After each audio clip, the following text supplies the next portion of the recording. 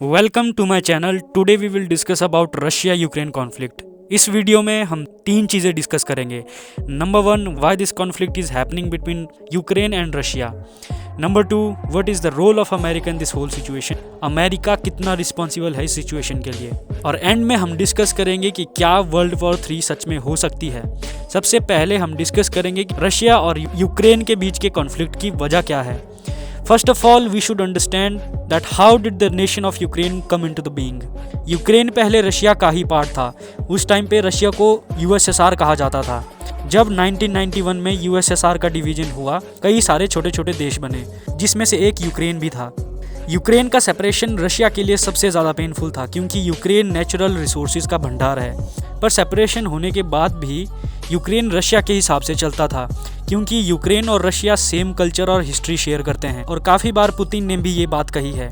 Ukraine की almost 30% population Russian है और रशियन लैंग्वेज बोलती है। यूक्रेन का ईस्टर्न पार्ट जो रशिया के बॉर्डर के साथ टच में है, वहाँ पे प्रो रशियन पॉपुलेशन ज़्यादा रहती है और वो लोग रशिया को सपोर्ट करते हैं। पर पॉपुलेशन का बहुत बड़ा हिस्सा ऐसा भी है जो रशिया के खिलाफ है। 2014 से पहले यूक्रेन और रशिया के रिलेशन काफ़ी अच्छे थे, क्योंकि 2014 से पहले यूक्रेन में जो सरकार थी वो रशिया के हिसाब से चलती थी। एक तरह से यूक्रेन रशिया की कठपुतली सरकार थी।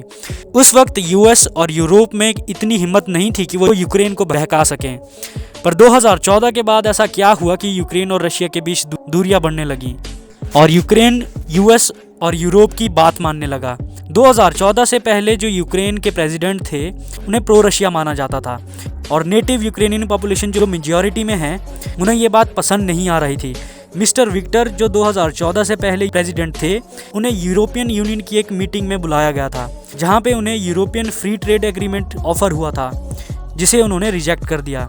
और इस बात से नाराज़ होकर लोगों ने जमकर इनके खिलाफ प्रोटेस्ट किए।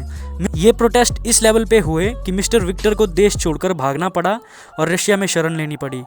इस इंसिडेंट के बाद यूक्रेन की दूसरी पॉलिटिकल पार्टीज ये समझ गई थी कि मेजॉरिटी लोग क्या चाहते हैं।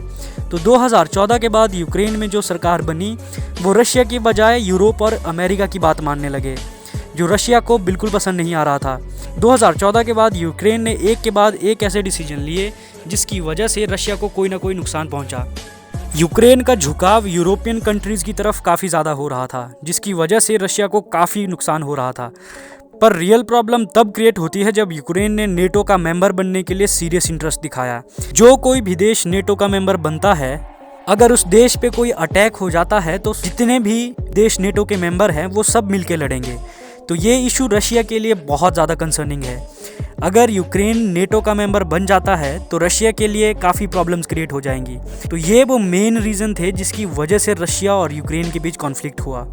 और अब हम डिस्कस करेंगे कि अमेरिका का इस पूरी सिचुएशन में क्या रोल रहा है। जब तक वेस्ट यूरोप में नेटो अपने मेंबर्स को बढ़ा रहा था, तब तक रशिया को कोई प्रॉब्लम नहीं थी। पर रशिया ये समझ गया था कि यूएस एक स्ट्रेटेजी के तहत ईस्ट यूरोप में नेटो के मेंबर बढ़ा रहा है और उन कंट्रीज़ में यूएस की मिसाइल्स और आर्मी पहुंच रही है।